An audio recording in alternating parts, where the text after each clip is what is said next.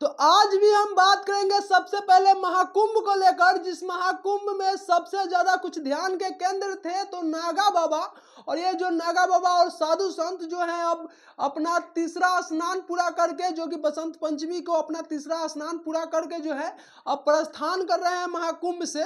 जो कि हम आपको बता दें कि ऐसे तो मेला 26 फरवरी तक है, बाकी जो कि वहाँ के नागा बाबा जो साधु संत जो है अब वहाँ से निकल रहे हैं। ऐसे जो है श्रद्धालु लोग जाके वहाँ पर स्नान करेंगे। बाकी जो बाबा लोग हैं, जो नागा बाबा है, जो सबसे ज़्यादा वहाँ पे ध्यान के केंद्र थे, वो लोग जो है अपने स्थान के लिए कोई वाराणसी जहाँ जहाँ उन लोगों का स्थान है वहाँ के लिए अब ये लोग प्रस्थान कर रहे हैं। चलिए हम आगे बात कर ले। तो इनको तो आप लोग पहचानते होइएगा, ये वही रानी एक्ट्रेस है जो कि भोजपुरी के एल्बम इंडस्ट्री में कई वर्षों से एक तरफा राज कर रही है।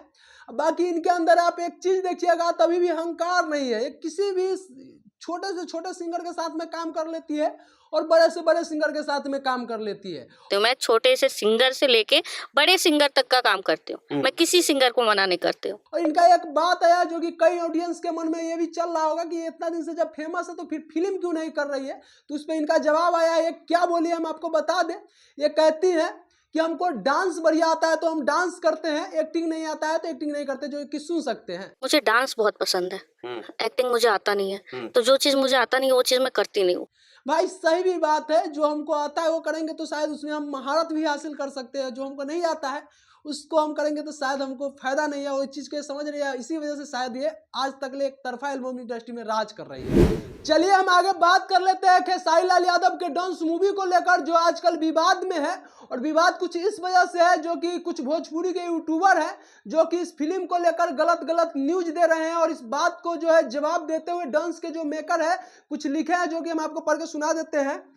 लिखते हैं, डांस फिल्म के ट्रेलर को देखकर कुछ भोजपुरी के तलवे चाटने वाले यूट्यूबरों को जलन होने लगा है। भोजपुरी में कोई मेहनत करके अच्छा काम करता है तो इन लोगों को जलन होता है। जिसको एक्शन का ए और डायरेक्शन का डी नहीं पता है वो चले हैं ज्ञान देने। ऐसे लोगों को बैकआउट करना चाहिए क्योंकि ये लोग वो मनहूस है जो भोजपुरी को फिल्म इंडस्ट्री को आगे बढ़ते हुए नहीं देखना चाहते। इस तरह से कुछ जवाब दिए डांस मूवी के जो मेकर हैं। और हम आपको बता दें, वास्तविक में इस तरह से डांस के जो लोग बुराई बतिया रहे हैं उनको नहीं बतियाना चाहिए।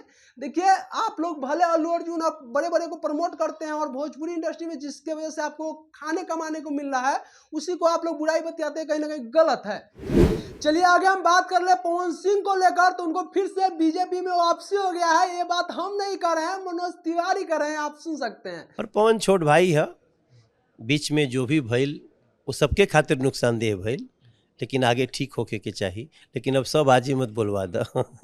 देखिए, ये चीज सीखना है तो आप पवन सिंह से सीखिए कि अपना शान और सम्मान किस तरह से बचाया जाता है। देखिए, पवन सिंह उस समय भले बागी हो गए थे और बीजेपी के खिलाफ ही चुनाव लड़ गए थे, बाकी अपना शान सम्मान बचा लिए थे। तो उनका उस समय ऑडियंस गिरा, उस समय से न कुछ उनको नुकसान हुआ। बाकी उसी समय आज देख लीजिएगा मनीष कश्यप को कि उस समय जो है चुनाव में बैठ गए थे तो उस समय तो खूब मनोज तिवारी के साथ हेलीकॉप्टर घूम रहे थे। बाकी आज देख रहे होंगे कि उनको ऑडियंस भी नहीं है उनके साथ में, और मनीष कश्यप कहाँ है वो तो आप लोग देख ही रहे हैं। इसी के लिए कहा जाता है कि आप अपने शान के साथ समझौता नहीं कीजिएगा तो भगवान भी साथ देगा।